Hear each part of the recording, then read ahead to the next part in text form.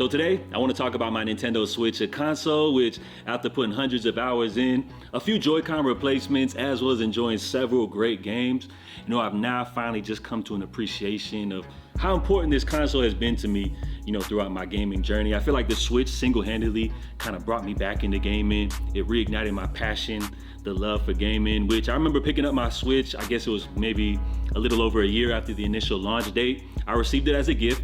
As far as the first games I picked up, Legend of Zelda Breath of the Wild, then Super Mario Odyssey, do I really have to say too much more? These are titles which some people would say are like 10 out of 10 games. It's arguable, it's debatable, but what I'm trying to say is that as far as those two first games I picked up for my Switch, incredible gaming experiences. And for me, I feel like what made me feel at home with this system was I'm already comfortable with these characters. I'm familiar with these characters, I should say. I grew up, my first console, the NES, then I remember having a Genesis, but as far as peak gaming memories as a kid, the N64, right? We all come through different generations. We come from different generations, but as far as my peak memories as a kid, gaming experiences had to be the N64. So I already rock with the Marios, the Zeldas, the Donkey Kongs, the Kirbys, the list goes on, right?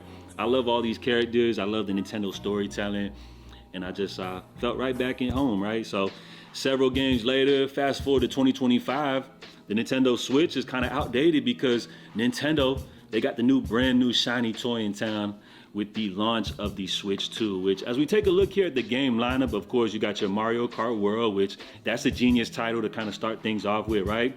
Mario Kart was the Nintendo Switch's best-selling title, right? So why not bring it to the Switch 2, but this time in an open world format?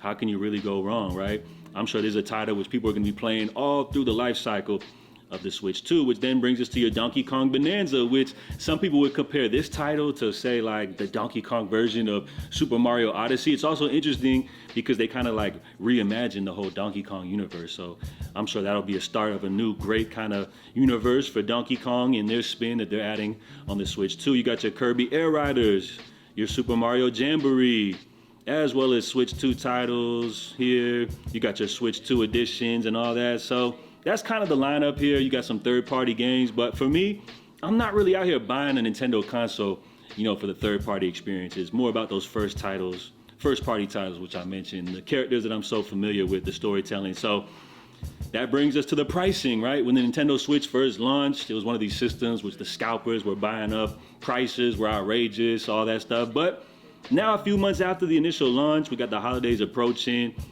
The system is a lot more easily available right here. We see through Target as far as local availability to me. I mean, right now, look, y'all see it. We got 7 left in Hialeah, which I guess would be about a 4-hour drive for me, which, as you guys see, don't have a Target in my area specifically. But when you get into these prices, right, retail of $500, you could get the little bundle.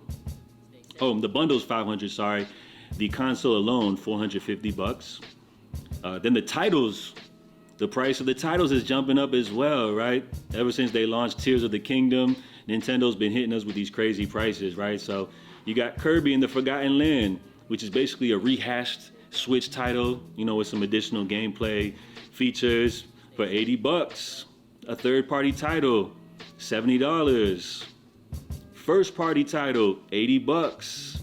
Donkey Kong Bonanza, $70. So the prices definitely do add up. On top of that, when you look at these games, at the end of the day, the launch title, while they got the Donkey Kongs, you got your Mario Kart, I would say overall, it's not super impressive. It's not blowing me away or anything. When you compare things to that original Switch lineup where we had, remember I mentioned Breath of the Wild, Super Mario Odyssey, comparing them to these titles, it's kind of a little crazy, right? Plus, I'm not out here jumping to grab the new Switch 2 due to the fact that lately, I've been enjoying a lot of my back catalog on the Switch, right? Remember, when I first got my Switch, I was just jumping out here buying up pretty much every Nintendo first-party title, which, if we're being real, I haven't really finished all of those games. So I don't know if it's just me or not, but I'm one of them people that I could play a game, and if I don't touch it for a year after, revisiting it is almost kind of like a fresh experience. Comment down below. Let me know if you guys experience the same thing. So for example,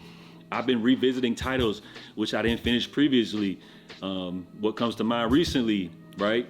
Super Mario, right? Remember they dropped that 3D All-Stars collection? I ran through Super Mario 64, attempted to get through as far as possible as I could with Super Mario Sunshine, but by the time I went to Mario Galaxy, I was already fatigued, with the 3D platforming.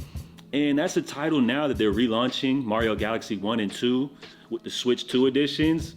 I went back and revisited Mario Galaxy 1, right? And it's a great experience, right? It's not as open-ended as, say, like a Mario 64 with these kind of like sandbox levels, or even like a Mario Sunshine or an Odyssey. It's more of kind of like a streamlined experience, but it makes for some really great 3D platforming. They got some really cool mechanics. So I've been having a whole lot of fun kind of running through that game, right? And then maybe possibly later down the line, I consider picking up Mario Galaxy 2. Also, some other titles, The Legend of Zelda, Skyward Sword. That's a title which when I first purchased it, I didn't really get too far into it, but now after replaying it, while I haven't finished the whole game, definitely got through further than my first initial run. So I've kind of grown a new appreciation for that title.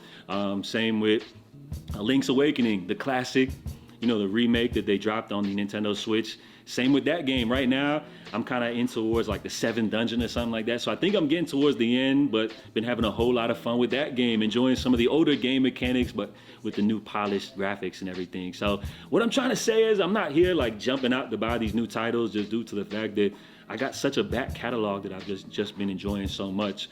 But what I would have to say is these titles are definitely something that I am going to eventually enjoy later down the line when I pick up my Switch 2. But as far as the lineup, right, we went through some of the titles which are already available. But Nintendo's got a smash hit which is about to drop. We're talking about Metroid 4, which apparently Metroid Prime 4, the release date is going to be December. So what not a better time for Nintendo to drop this right ahead of the holidays, right? So I think this is going to be a big seller, and Nintendo's banking. This is going to be a title which probably will sell a lot of Switch 2 units coming up this holiday season. So for someone like me, I'm gonna be real with y'all, man. Like, I grew up in the old school era, so for me, like, new graphics aren't too impressive. For me, I feel like since like the Xbox 360, the jump in graphics from each system to system to me hasn't been that impressive. And for me, what I'm really getting to more is like the gameplay, right? If the gameplay isn't great, it doesn't matter how great the graphics are. I'm probably gonna get bored and tired with the system. So when you talk about these launch titles, there's nothing that's really out here to me a system seller just yet. I know Metroid Prime 4 is gonna be a great game when that drops coming up this holiday season. So for me, I'm kind of pumping the brakes on the Switch 2. It's a system which I eventually am gonna pick up, but kind of right now, I've just been enjoying my back catalog. And the new graphics and everything, the new features, while they're great, to me, it's not enough to make me want to jump out and spend like 500 plus on a brand new system just yet. So I think I'll just continue to catch up a little bit on my back catalog. And then if there's a title, say like if they were to drop a new Mario, a new Zelda experience or something like that, that's something that would make me like have to jump out and grab the Switch 2. But for now, I'm just kind of taking my time with it. So just wanted to hop in here, give you guys my experience with this console, because as I mentioned, man, it's been a significant part of my gaming journey. So jump in the comments. Let me know some of your favorite Nintendo Switch memories, and have you went ahead and picked up your shiny brand new Nintendo Switch 2. JA Gaming, I appreciate you guys. If you enjoyed the video, smash the like button. Consider subscribing. I'll catch you guys next time. In the meantime, stay safe, stay blessed. I'm out. Love.